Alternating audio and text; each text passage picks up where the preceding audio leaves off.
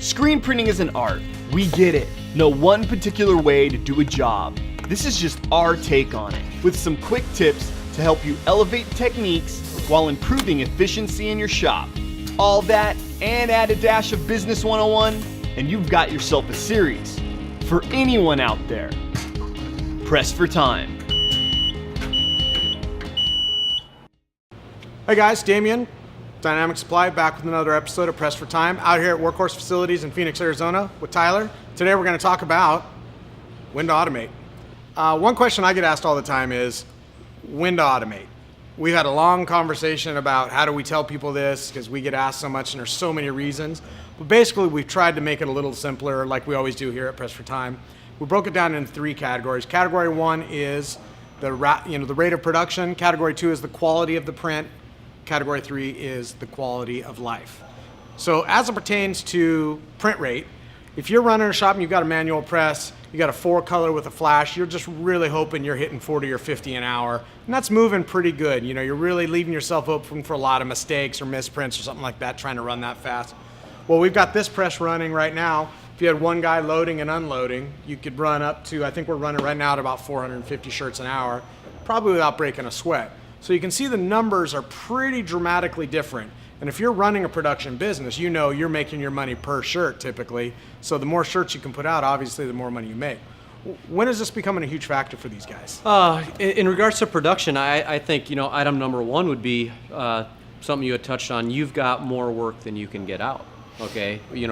Whatever the scenario is, the colors on a press, the flashes involved. I think it boils down to if you've got work, for a customer that you can't get out of your shop or you can't get it out in a timely fashion, you've got a production problem on your hand with the manual press. Yeah, and one of those kind of multiplying factors or economy of scale in production from a manual into an auto is the time is the same over here whether you're doing 1 color or 8.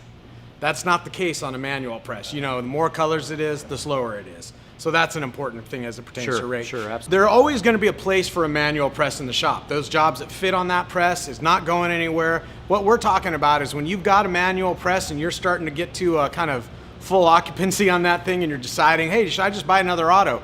You might be solving a nickel problem with $1 because typically labor is one of the most expensive components of our businesses, but also it's a component that over time is only going to go up. Where when you automate, typically the cost of the machine goes down over time, eventually to a point where you don't owe anything on it. So that's important too, because it does have a kind of an economy of scale for you where it helps you save you money over the long term. Now, what about, trying to grow your business?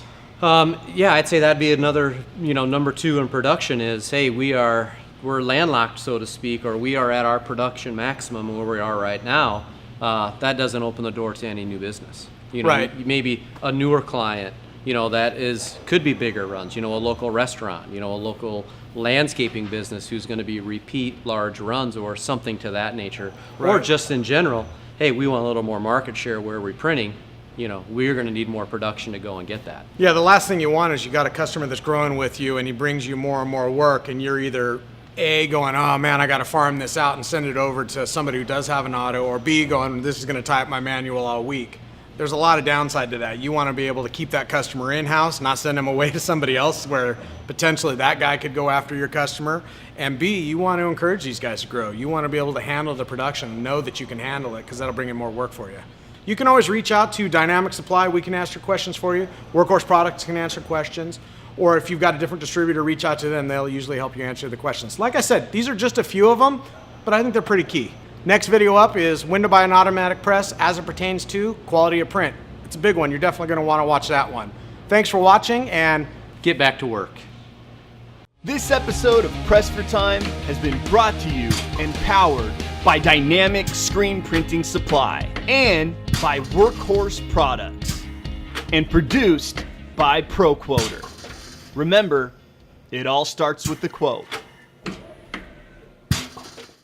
Don't just assume I need another manual press. You might be stepping over a nickel and solving it.